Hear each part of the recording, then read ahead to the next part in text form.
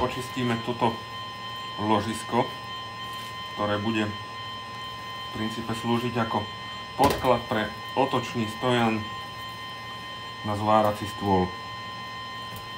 Takže poďme na to. Pištol, ložisko. Takže pre samotné čistenie som si položil to ložisko teda takto na zem.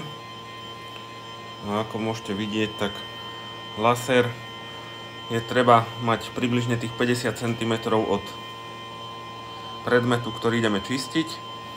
A v podstate stačí už len spustiť samotný proces toho očistenia.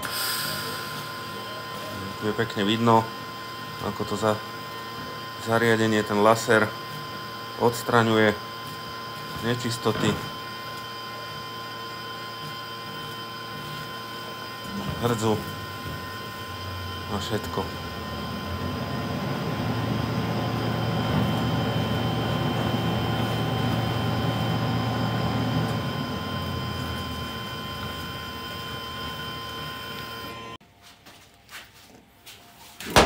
Teraz vlastne je vidieť ten rozdiel pred a po.